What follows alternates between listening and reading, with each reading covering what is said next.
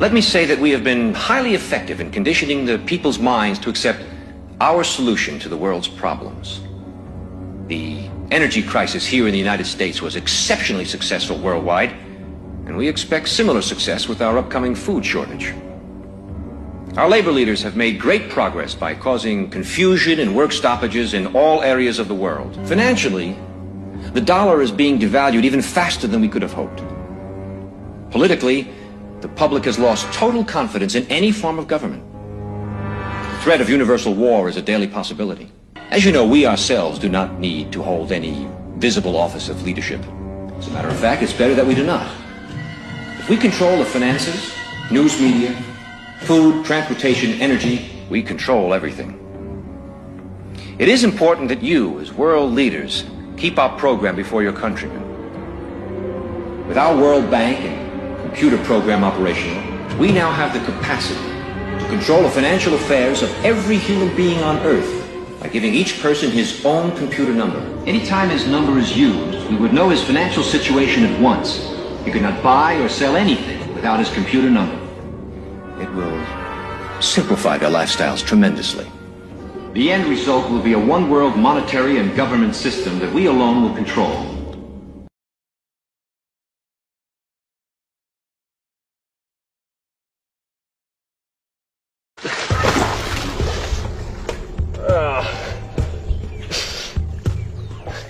अगर मैं बाहर निकलने के लिए जोर लगाऊंगा तो ये मुझे अंदर खींचेगा और इसीलिए इसके अंदर से बाहर निकलना इतना मुश्किल होता है।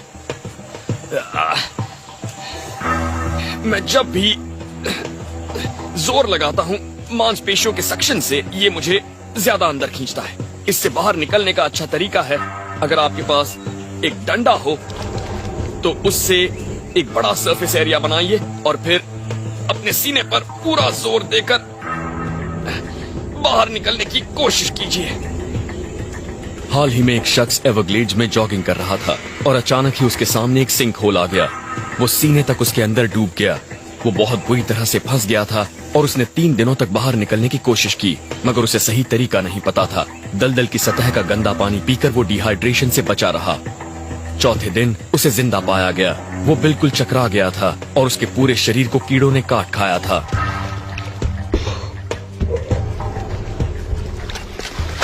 और सतह पर आने के बाद बस आगे की तरफ रेंगिए और रेंगते रहिए जब तक ठोस जमीन नहीं आती। उसके बाद काम आसान हो जाएगा।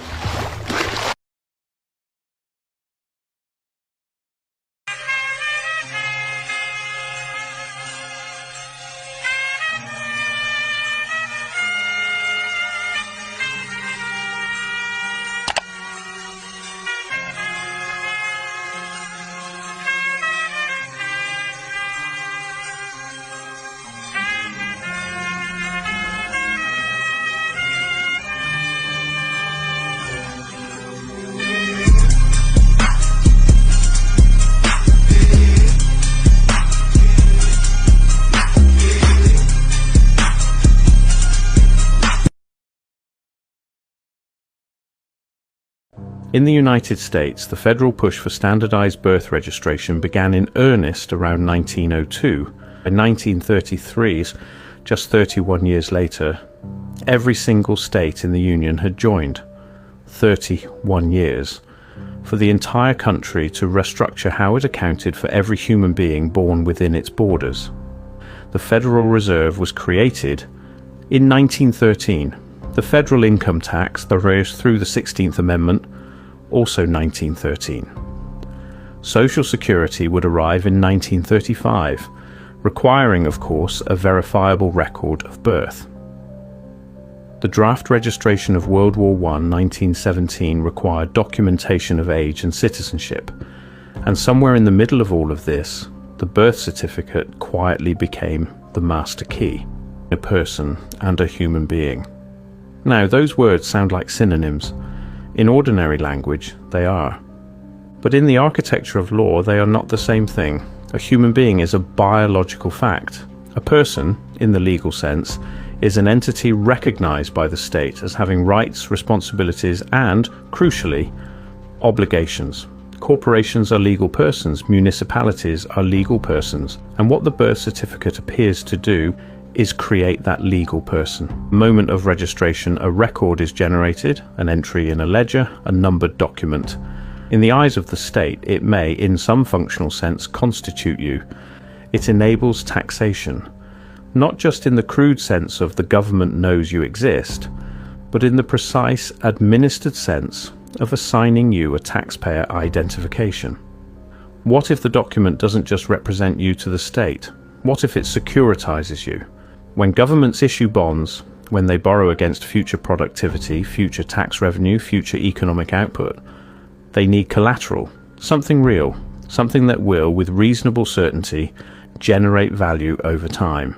And in the early 20th century, precisely when birth registration systems were being universalized, governments were also expanding their capacity to borrow massively, backed by the projected economic productivity of their populations.